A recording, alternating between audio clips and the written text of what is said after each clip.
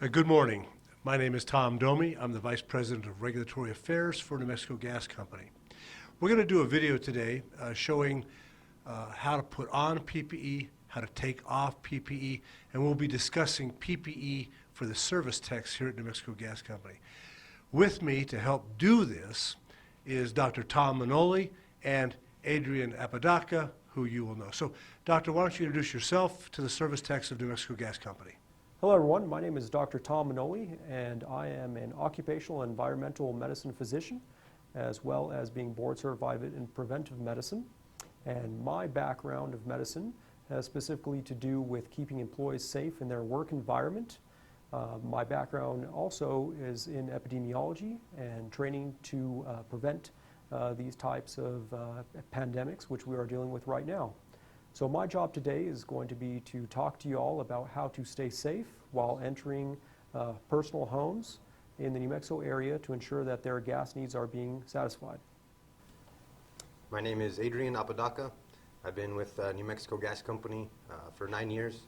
I'm a senior service technician here out of Albuquerque Metro as well, Belén and Los Lunas. I'll be putting on the proper PPE and also taking it off and disposing of it correctly. So, Dr. Manoli, let's start with, we've got a whole bunch of equipment here on the table, and we'll walk through this. And I think the best way to do this is we're going to have you help AD put on this material and then take it off. But before we do that, explain to us that how this PPE that we've got here matches up with what other companies and with what other industries are doing while we go through this pandemic. Is this normal PPE? Great, Tom. I appreciate that. So I did want to speak as to what we are using today for protecting service techs in the field. I'd have to say that New Mexico Gasco has gone above and beyond what I have seen with other companies to protect their employees. I'm very proud to be here to help you all out with that as far as explaining what they are going to be using. To that effect, we have 2 levels of protection that we will be using, okay? We have a level 1 and a level 2 protection. To speak a little bit more to that, a level 1 protection will be used with any type of household that is not concerned for any type of illness within the household. A level 2 protection is going to be used for a possible sick contact in the home. If somebody is running a fever or admits to some type of sickness. And Tom, maybe you can help explain what the difference between those 2 are. Well, let's do it this way, Doc. Why don't let's take the service tech from the truck. So the service tech pulls up at the house. Now walk him from the truck to the house. And that will entail the service tech putting on that level 1 PPE that you identified. So the service tech gets out of the truck. What does he do first to prepare to go to that house?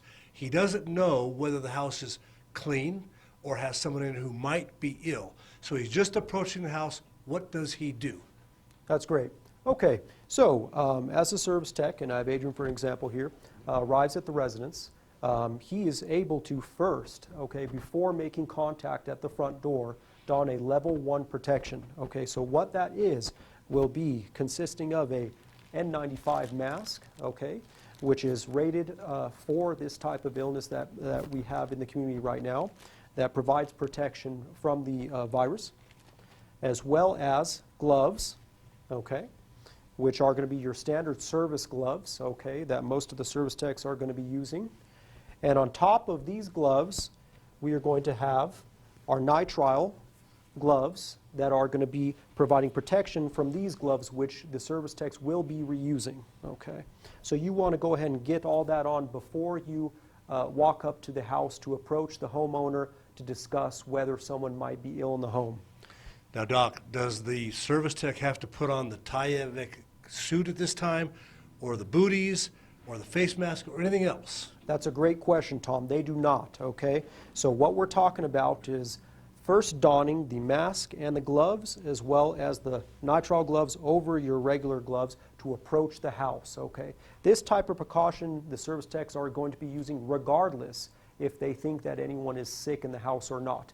And that is just another added level of protection that New Mexico Gasco has gone ahead and went forward with, which I think is really excellent for protecting its workers. Okay, so Now, let me interrupt you for a second, Sir. Doctor. Before he does that, before the service tech puts on the gloves and the mask, does he wash his hands? that's a great point. Yes, Tom. What they can do is most service techs should be provided with a type of hand sanitizer as such. You're going to go ahead and use that hand sanitizer, making sure that it covers both surfaces of the hands, okay, as such. And you want to go ahead and make sure that that is dry before you attempt to put on your regular service gloves. Adrian, if you could go ahead and run through this with me, since you are going to be one of those service techs going through there.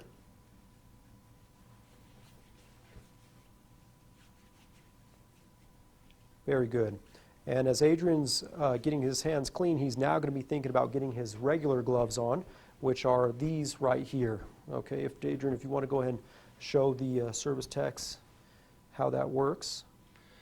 So, Doc, as he's doing that, are other companies in New Mexico and in the country doing similar kind of PPE for the coronavirus? Tom, everyone's doing different levels of protection, okay? I would say that this is more so advanced for the type of work that you all are doing, but I do like that precaution, especially because the service techs are going into homes. Unsure if they are safe, but I can tell you that it is on par or definitely above what other people are doing throughout the nation. So he's got his work gloves on. Very good. So he's got his work gloves on, okay, and he's going to move to his disposable gloves, which we're going to talk to a little bit later in the video, okay? Now, the purpose of putting these on over your regular work gloves are to keep your work gloves, which will be, of course, reused, free from any contamination, okay? Now, this is a little tight, so you have to be careful and take your time doing this. That is but it right. does. It protects your work gloves, and that's the key part of this. Exactly, yes. Just as Tom said, they are a little bit tight, but they do fit properly and offer somewhat of a little more dexterity with a little bit of the rubber grip that you have with those. Now, in case they do tear, feel free to toss out that one and throw on another one because there are plenty of these gloves to be used.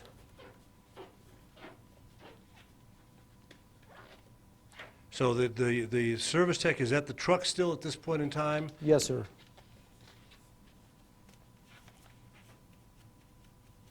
Okay. Very good. Okay. He's got his Now- gloves on. Next. Yes, so he's got his gloves on, okay? Now we're going to go to our N95 type mask, which most of the service techs, if not all, are going to have an N95 or something of a higher rating. So, Doc, before you go on, that's in a plastic bag. Talk a little bit about that plastic bag Perfect. that's in and how that's going to play out. And by the way, while you're doing that, talk about how often the service tech should replace and get a new N95 mask. Great, I appreciate that. So, as Tom pointed out, we've got a Ziploc bag here, okay? In the medical setting, the N95s and what they're stating right now, a lot of our larger government bodies are saying because these masks are running low, okay, we are allowed to use these masks, okay, to reuse these masks, rather, okay. What you are going to be doing is using these at every household that you approach, okay, and that's going to stay on with you during the duration of the service call, okay. When you leave, okay, if this is a house that was deemed clean, meaning there was nobody that was sick in the house, rather this just being a precaution, you're going to go ahead and reuse this mask, okay? And Adrian's going to show us how we take this all off again. Once he's done, he's going to go ahead and put this back in the Ziploc bag for reuse. Now, there are no standards right now that we know of per OSHA or any other government body that we know of telling us when we can reuse these masks, but typically a week will be completely adequate. Now, if the mask does seem to have a type of tear in it, okay, if you've lost the elastic band on it, it's no longer usable, of course, discard this and go ahead and get another N95 mask. But as long as it remains visibly intact without any complete crushing like that and it still form fits on your face, you're okay to use that for a week duration, and you can put it back in this bag. Now, that bag has a black mark on one side. Why? Great. Okay, so the black mark right here is going to be showing us that this mask should go in as so. So the outer portion of the mask, which is going to be part of the exposed to the environment is going to be matching up with that line or whatever you all want to put on there, whatever type of mark you want to put on there, because we wouldn't want to switch around and possibly contaminate which is on the outside with the inside part of the mask, okay? So Great. that's just to keep the mask cleaner inside that bag, Yes, correct? Tom. Yep, great So you point. take it out, put it back in, and match the black up with the same side of the mask every time you do that. Exactly. Okay. All right, so now we're going to put on the mask. Very good. Go ahead, AD.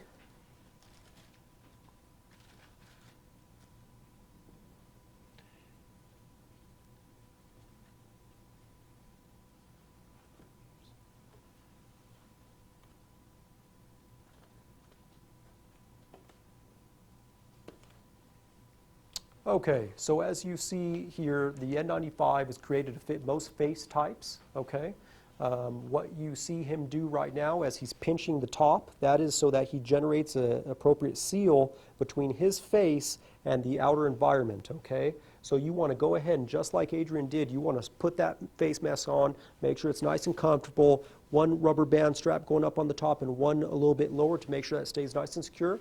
You're going to take 2 fingers and you're going to go ahead and pinch the top, and then with 2 hands you can form fit that to your face just like he's doing.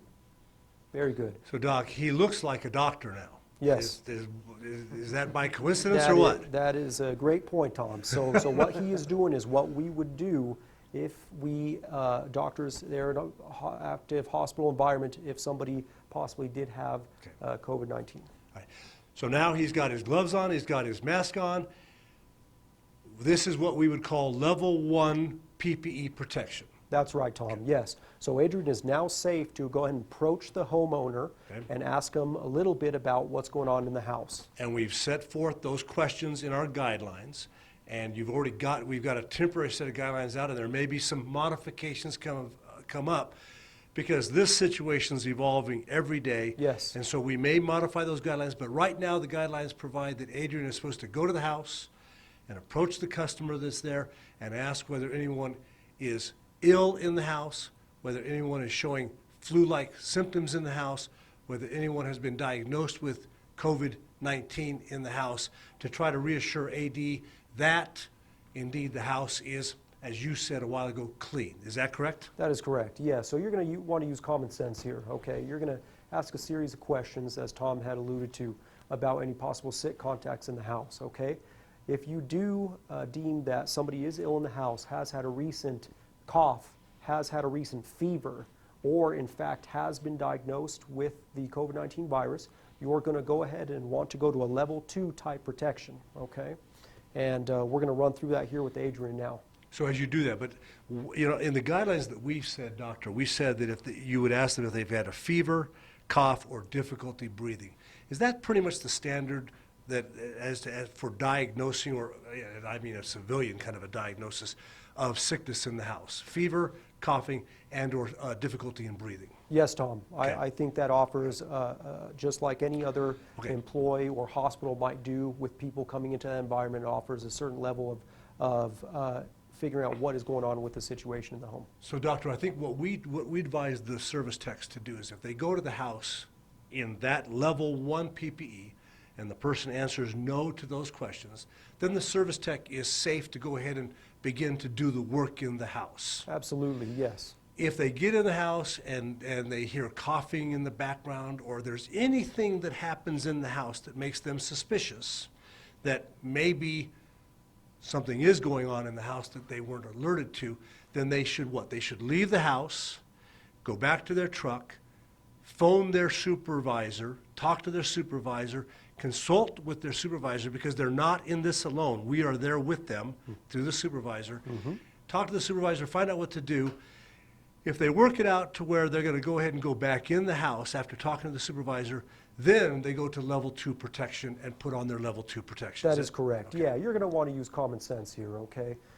If you feel like there is any indication that somebody in the home is actually sick, or that they may have had some sick contacts, you are more than welcome to exit the front area of the person's house, go back to the truck, call the supervisor, and consider wearing a level 2 protection. Let me touch on one thing real fast. AD does not have a beard. You do. Yes. What if one of the service techs has a beard? Does that N95 mask work with a beard, or do they have to be clean shaven? Tom, that is a good point, okay? So what a lot of the guidelines are saying now, and what the standard of care is for an N95 mask, is that you would want to shave down that beard, okay? The N95 mask was designed to not be used with any type of facial hair. Even your beard is not very long. Should you be clean No. shaven? It is preferable to be clean shaven so that that mask will offer the most adequate seal. Okay. Okay, so I would advise the service techs, if possible, to go ahead and trim down the beard to an acceptable level like this, and you know, that would be best practice to go and shave down Okay. for an N95 mask to be fitting appropriately. All right, so let's go ahead and gear up Adrian AD for level 2. So Okay. I guess the next thing we do would be what? We put on the suit?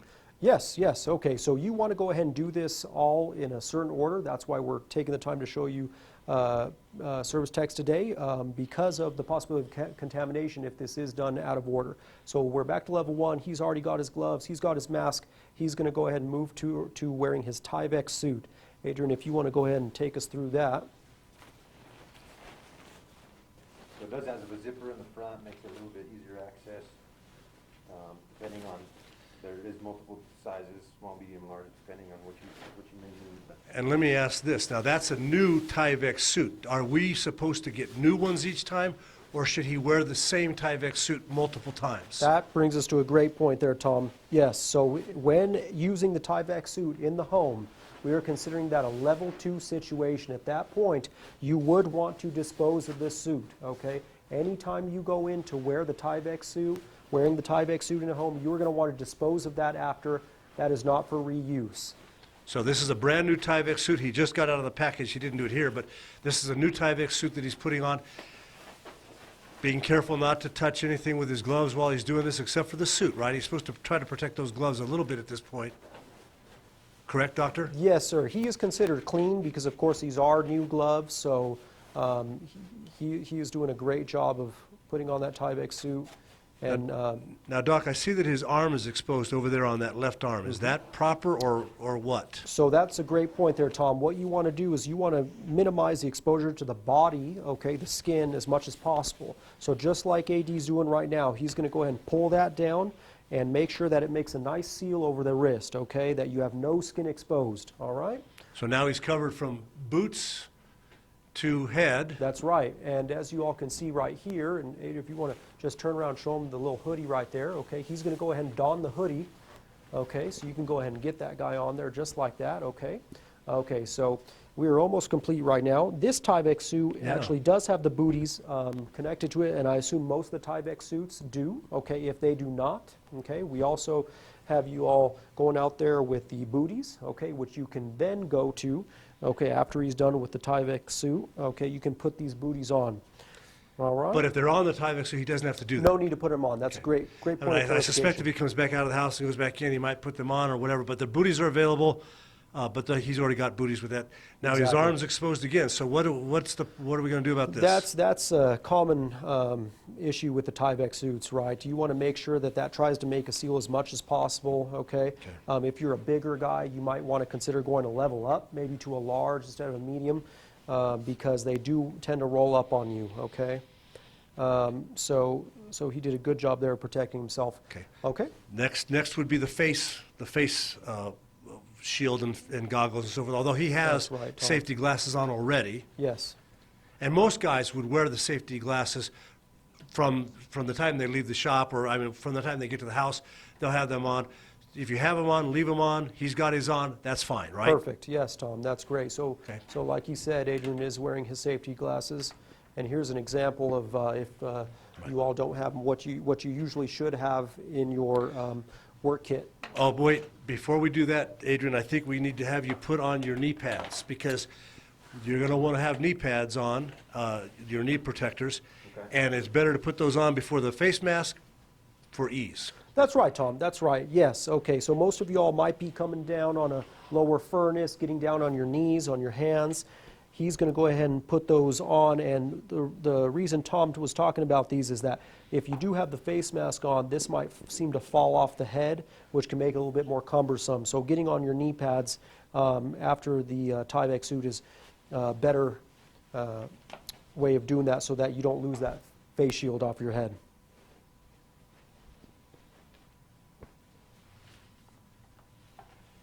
Okay. So he's got that on. Very Now good. he's going to put on the face mask or the face shield.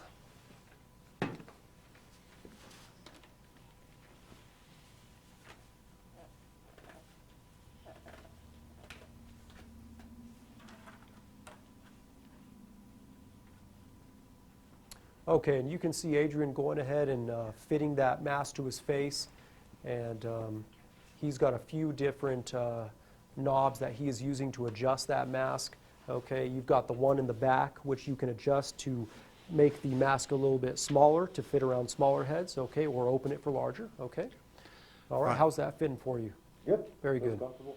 So that would be the level 2 PPE. That's fully protected for somebody, for a house that has someone in it that might be sick. Exactly, Tom, yes. So he is fully suited out and ready to go into a level 2 situation. So he goes and does his work, Mm-hmm. and to help him do his work, we're going to hand him a tool. There you go. We're going to get him a tool that I can lift up. There's a tool. There you So go. now he's going to go do his work. All right, he's done his work. Wonderful. Now he's done. He's fixed whatever's in the house that needs to be fixed. Now he's leaving, and now we're going to have him decontaminate that tool, decontaminate himself, take off of all of his stuff. So let's go through that process. Great, Tom. So the Okay. first thing is we're going to do what? We're going to We're gonna go in reverse order. We are. So we're going to start with that tool, right? We want to make sure that that's clean because you obviously can't take off your PP if you got a tool in your hand, okay? So he's going to go ahead and he's going to go to the wipes, which you all will be provided with, okay? And these may be impregnated already with some cleaning type solution or have a spray bottle that you all will be given to clean down these tools. And he's going to go ahead and start. And that's going to be very systematic because as you probably are already asking, well, what about the gloves? They're already dirty.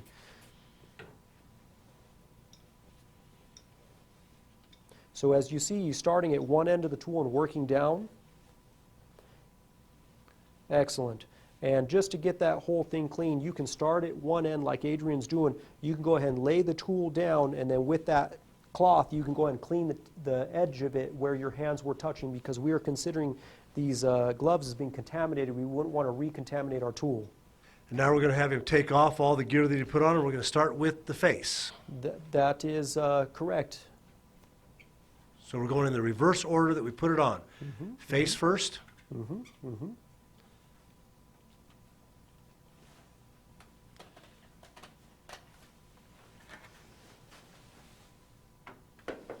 Okay, very good.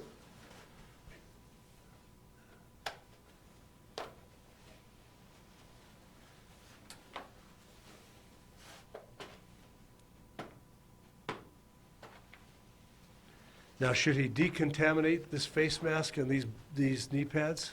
If he is touching his face mask, which I would just saw him do, which makes sense, I think that we should decontaminate. Yes, in this case we will, okay?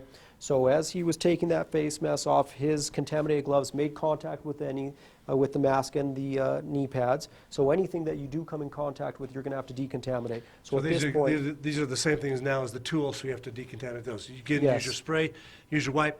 Again, clean them up, working from one end to the other. clean them up and absolutely. leave them. Yep, All yep. right? As So we've he'll done do that, before. but we're not going to do that on this video because that takes too long. Sure. So he'll clean that up.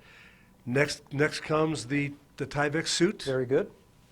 Again, he's leaving his gloves on until the very end so he can take off all the contaminated stuff. He doesn't have to decontaminate the Tyvek suit because that's just going to get thrown away. That's right, Tom. So be very careful that you fold it fold it off of you. That's an excellent point of clarification right there. As you can see, Adrian's being very careful not to touch his clothes, his skin with those contaminated gloves. Yeah, because right now those gloves are contaminated in that sense. Yes, sir. And so he wants to not touch anything that has not been exposed up until this point in time. So just the suit. Absolutely.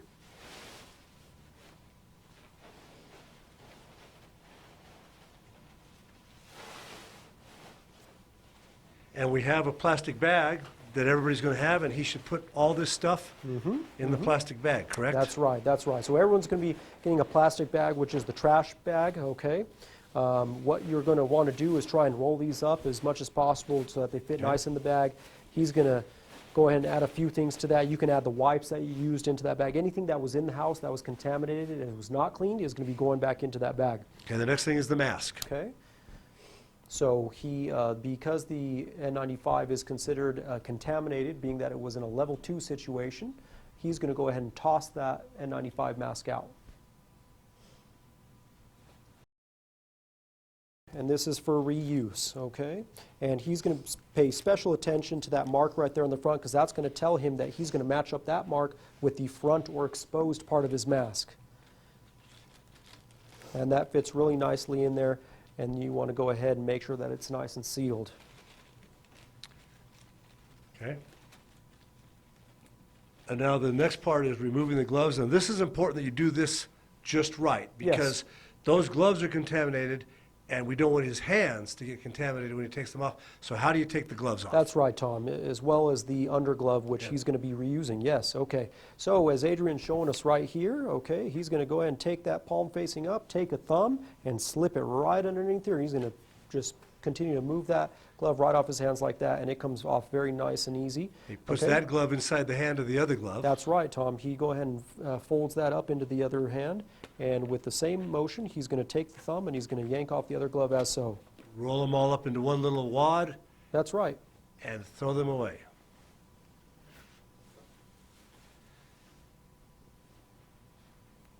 And now he can take off his work gloves because they're clean. Yes, And they so are. And he's clean. I mean, Yes. so he should be good. All right. So I think that's it. This has gone a little bit longer than we thought, but we really wanted to spend the time. And Dr. Manoli, thank you so much for the patience to go through this with us. My pleasure. And just for everyone's information, Dr. Manoli will be available for further discussion and consultation. We haven't worked out all the details of how that will be done, but he will be available for questions, and we'll figure out a way to get those questions to him and get responses back to all the service techs. I hope this has been helpful. Thank you, Dr. Manoli. Thank you, AD. You did a great job. And again, reach out to us if you have any questions about how this was done. Thank you very much.